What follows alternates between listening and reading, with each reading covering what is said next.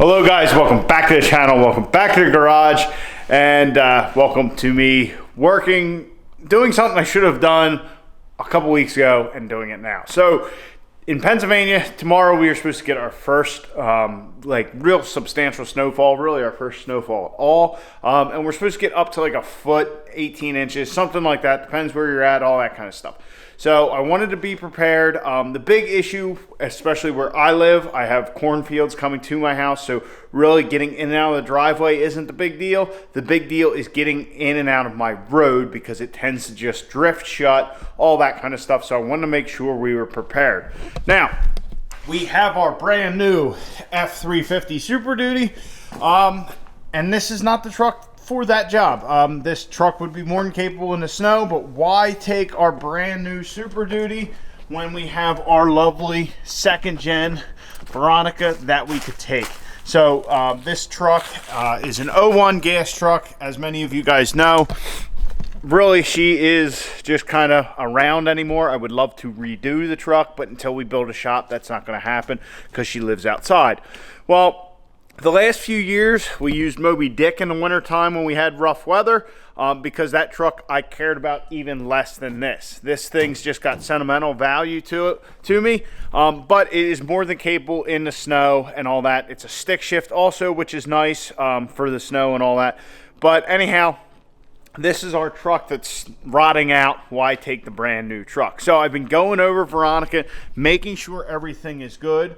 Now, I've had my car trailer sitting in the spot that the Super Duty's in right now for the last few weeks. So rather than changing the hitch out on this truck, because I haven't gotten a couple of these hitches yet because it's a 3-inch hitch. So I just have a 2-inch ball on it now. I need a 2 5/16 for a race car trailer, race truck trailer. So I put the hitch in Veronica, figured, oh, I'll just put it away with this. Well, that's when I discovered we don't have 4-wheel drive.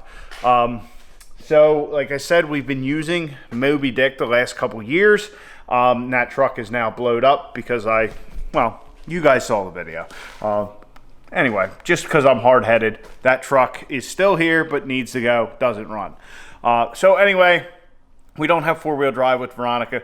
So that does us no good with impending snowfall. So I started looking over the 4-wheel drive system, and I kind of had an idea of what it is.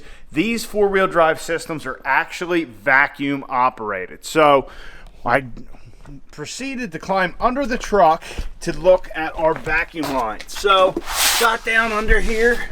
Basically, how this 4-wheel drive system works is you get vacuum from back at the transfer case. It comes through these two lines here down to these steel lines, which, as you can see up here, are rather rotten. But I checked them and they don't seem to have any leaks. I just pulled the hoses off and blew into them.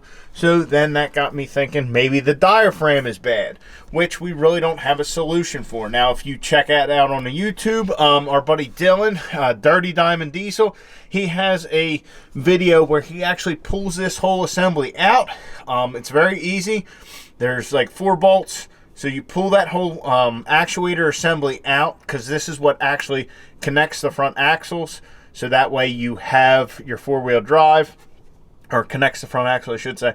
Anyhow, so what he does is he just takes it out. There is a fork in there to slide a collar, and he takes that fork, pulls the C-clip, moves it over, puts the C-clip back in. Now your front axle is always tied together, and the only thing keeping the truck from actually being in 4-wheel drive is the transfer case itself. The only caveat to that is you have to undo your connector, because otherwise your dash will say 4-wheel drive all the time. So anyway, I was thinking about the vacuum and all that, and you know, we haven't used it in a couple years, so I was really leaning towards pulling that apart.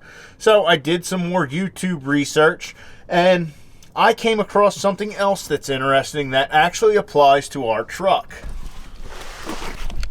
So another common issue with vacuum on these trucks is that the truck actually gets stuck in defrost. So I've actually had that issue with this truck when I have driven it in winter the last couple years. We only had defrost. Like I said, I don't use the truck enough to really care. It still gets nice and hot. You just have it coming out the defroster rather than the other vents of the truck. So upon more YouTube research, figured we got 2 vacuum issues, so it's probably not relegated to just the 4-wheel drive system. There's got to be a bigger issue. So then I got looking at all of the vacuum line mapping for the truck, all the diagrams. There's actually one for the emission system on these trucks, like most,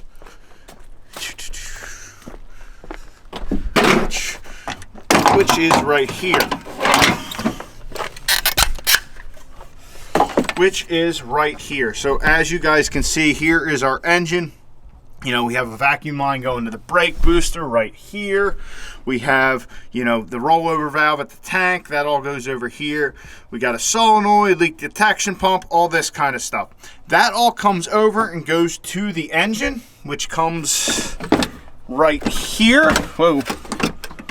Which comes right here. Now, if you guys remember way back, we actually had an issue with a fire under the hood of this truck quite a few years ago. Some varmints ate the fuel connection rail in the back there, and we had a fire. So that's when our grill got screwed up and a bunch of other stuff. Well, here is, man, I'm having a terrible time with this light. So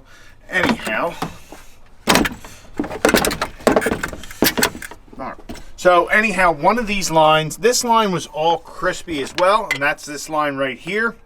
So I cut it down, reconnected it to the throttle body. It still didn't solve our issue. So then I got looking a little further, and I remembered that there was one line that I had capped off on the intake manifold over here. I put a bolt in it and like a little rubber connector.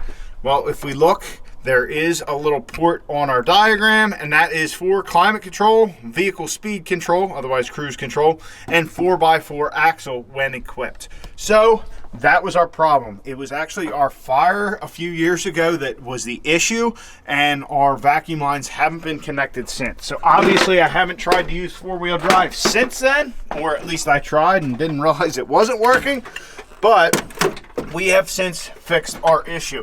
So as you can see there, we have a vacuum T. This is the port that I had capped off before, and we have one line going in under the dash here, and that actually connects to the climate control. I was able to find the line, where is it?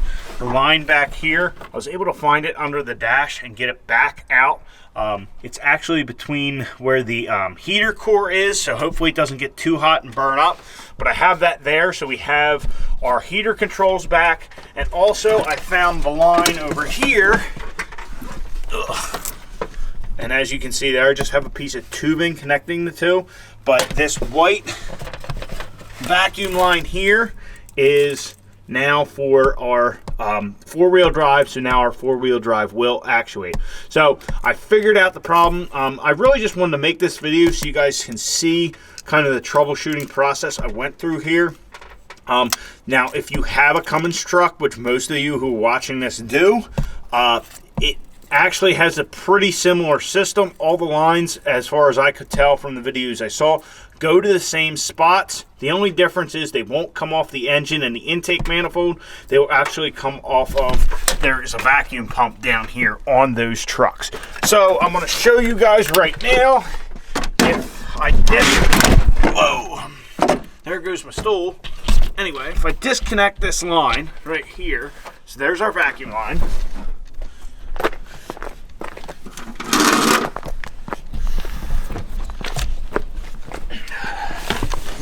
And as you guys can see, my diagnosis of the truck, I had pulled the glove box, pulled the heater controls and all that stuff out. But anyway, if we start it,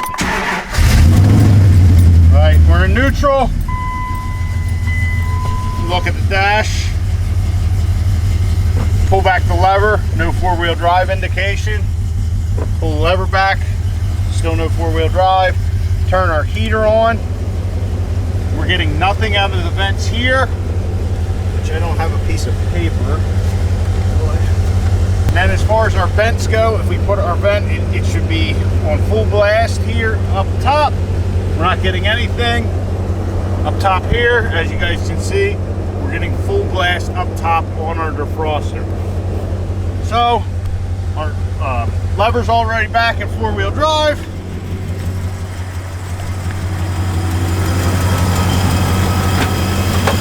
We pop out here, reconnect our line.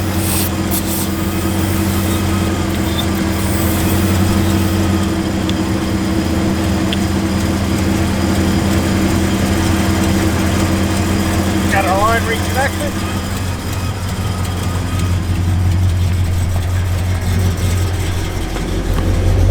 We now have 4-wheel drive and our vents are working. So we are back in working order. We are ready for our winter activities. Got to put the glove box in, get our bezel back on, all that kind of stuff. So anyway, guys, like I said, I wanted to kind of go over this. This is a gas truck. If you have a diesel truck, the lines are in similar places. They kind of all run to the same things. They just come from a different location, but you can figure it all out. Look, there's probably a diagram under your hood as well. So this is pretty good for all second gen trucks that I know of. This truck is an 01, so the only thing that might have changed, which I would be kind of surprised if they did, because it was the last year for it. In 02, if you had a 25 or 3500, maybe something's a little different. And also, if you have something a little new or a little older, like the ones with the other dash in these trucks, but I'm pretty sure for the most part they're all similar. So if you don't have if all you have is defrost on your climate control in your second gen, and your 4-wheel drive is not working, and also your cruise control, there's your problem. You have a disconnected vacuum line, and you got to solve it. So anyway, guys, like I said, I just wanted to go over that with you. This is what I've been doing in the garage all night, as you can see, reaching up under that dash and all. I'm a little worse for wear, but the truck is full, got a full tank of fuel. Our heater's working, our 4-wheel drive's working. We're ready for the snow. So hopefully we don't get drifted in too bad. And if we do, hopefully if something happens, we get drifted in and not get drifted out where we can't get back to the house and back to the garage. So anyway, guys, I hope you enjoyed. I hope this was informative. Hope you actually were able to take something from it. I know it's kind of different than what we normally do, but I figured I'd just go over it with you. My troubleshooting kind of procedure and how I went through to solve this, and just looking stuff up on the internet, great resources, but took a little from column A, a little from column B, and then I was able to solve our problem and fix the truck. Eventually, like I said, I want to redo that truck, like restore it. It won't mean anything to anybody but me. But until we get a shop to where that truck's not living outside, that's not going to happen. So anyway, guys, I hope you enjoyed. Please like the video, subscribe down below. Catch you guys on the next one. Get out in your garage, get the wrench on your truck.